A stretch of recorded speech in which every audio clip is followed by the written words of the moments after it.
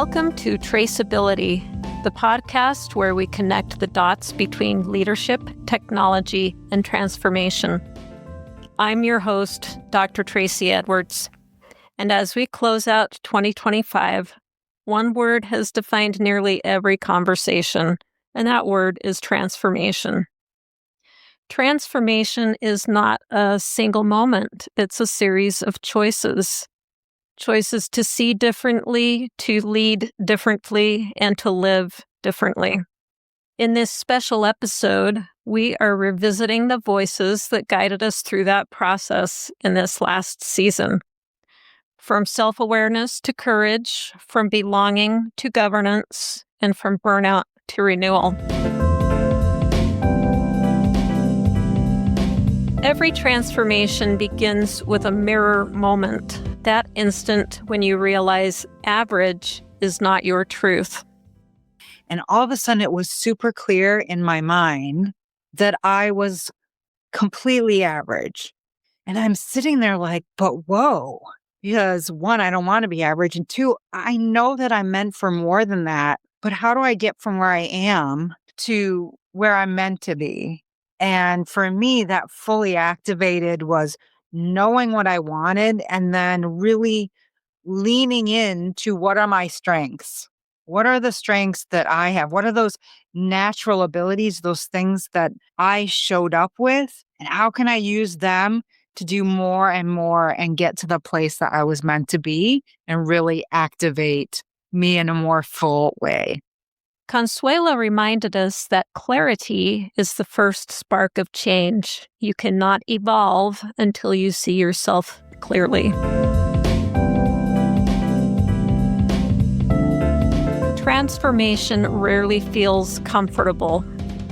Growth is the tuition we pay for discomfort. In order to succeed in life, my belief humbly is that you're going to have to get uncomfortable. That's the only way you're going to succeed in life. Uncomfortable could mean a bunch of things like failure.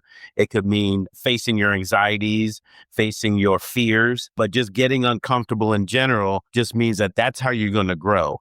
Getting uncomfortable is not for everybody, meaning starting a new career, leaving one career, starting a venture that you have no idea if it's going to be successful or not, is not for everybody. And that's where the portion is change course. Kelvin's words are a challenge and an invitation. Discomfort is data. It means that you're stretching. Transformation also requires humility, the willingness to see how our strengths can work against us. And so I tell leaders, what are the strengths you like about yourself? You're decisive, you're organized, you're confident, you're creative. And what happens if you just put the modifier TOO in front of it? What happens when you're too organized, when you're too creative, when you're too smart? And you start to notice that there are times when your strengths tip over and become problems. Marty reminded us that leadership is not about adding more. It's about peeling back what no longer serves us. Transformation is not only inner work, it's how we show up for others over time. Trevor Alexander reframed success as something built on relationships, on contribution, and consistency. An unbreakable career for me is something that is more founded, something that is really rooted in people and networks and a showcase of value that you've given to other people so that even in a downturn, when one thing ends, there's other people just lining up to try to work with you.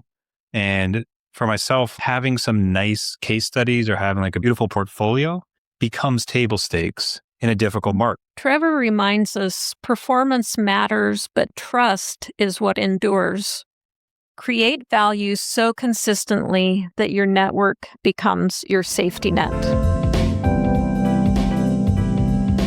Transformation thrives in community. When people feel safe, supported, and seen, they do their best. Your culture is aligned with the business strategy or with the purpose or the vision of the company. It's aligned with what you're trying to achieve. And that alignment is really important. I'd say the second part that needs to be in place for a healthy workplace culture is we need to think about the human beings, the humanness of our organization. Mhm. And that can be, of course, you can think about it maybe from a customer perspective or the ultimate kind of purpose of the organization and what we're trying to achieve with humans. But it's really important to also think about these people, these humans that are here with us, we're all working with. What do we need to do in terms of how we are together Mhm. to really support the humans? And so I'd say it's really those two things, being aligned and being human-centered. Dr. Laura reminded us that change accelerates when we feel connected. Growth does not happen in isolation, it happens in belonging. Transformation at higher levels of leadership requires unlearning. Every new level comes with a new set of rules. How the game is played is different. And what you did previously might be the very thing that tanks you now. Sabina showed us that awareness is what sustains success, shifting from control to curiosity and from certainty to learning. True transformation touches others. Why we always say inclusive leadership is leadership. Inclusive leadership and creating these cultures of belonging is a business issue. It's a business strategy. And the companies like Costco and Chase Bank that are out there now saying, we're going to double down, actually. We're going to invest in this because we think it's a competitive advantage. They get it. They realize it's not about a zero-sum game where if we focus on people who have historically been underestimated or marginalized or oppressed, that means a white man's going to lose. That's not it at all. Jonathan gave us practical empathy, the kind that hits pause when bias creeps in and amplifies voices that might otherwise be unheard. Transformation can't thrive in chaos. So really, governance are the guardrails. I use a bowling analogy. I really suck at bowling, so I always need those little bumper things put up on the side like the toddlers. Mm-hmm. So to me, governance is really your guardrails. It's not meant to impede how you run your business. It's meant to set a standard, just like ITIL sets a standard for a lot of IT operations. Carol showed us that structure isn't a barrier. Structure is a safeguard that allows innovation to succeed.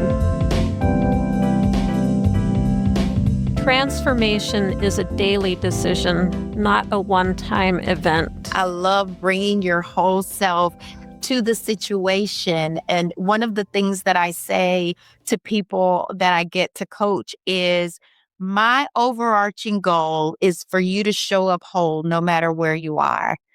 Contrary to popular belief, we cannot leave parts of ourselves at doors. And when we try, we're fragmenting. Dr. K reminded us that leadership starts from within. Sometimes the final stage of transformation is not acceleration. It's peace. So what I tell people is, look, I don't want you to stop worrying.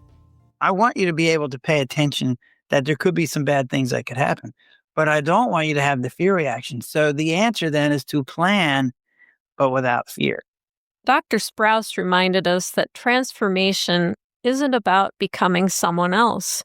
It's learning to be fully yourself without the side effects. Our final guest of 2025, Margaret Andrews, reminded us that great leadership starts with self-understanding. You really do have to understand yourself first so that you can manage yourself toward the person you want to become. And all of this helps you to understand and lead others. Margaret closes our year of transformation perfectly with a challenge to align what we intend with how we lead. From this year of traceability, we have learned that transformation is never one and done. Transformation is a regular practice. Just as you would begin your day, you awaken, you stretch, you realign, and repeat. This year, Every guest reminded us that leadership, like life, is a continual act of becoming. So, my advice to my listeners as we head into a new year: keep evolving. Keep showing up for the version of yourself you haven't met yet. And as always, keep connecting the dots and keep creating value wherever you are. Thanks for listening. If today's episode sparked something for you, I'd love for you to leave a quick review on Apple or Spotify. It helps more people discover our show and join us on this journey of transforming organizations and people, one conversation at a time. Keep listening and keep moving forward. Sound editing provided by Jennifer Longworth at Bourbon Barrel Podcasting.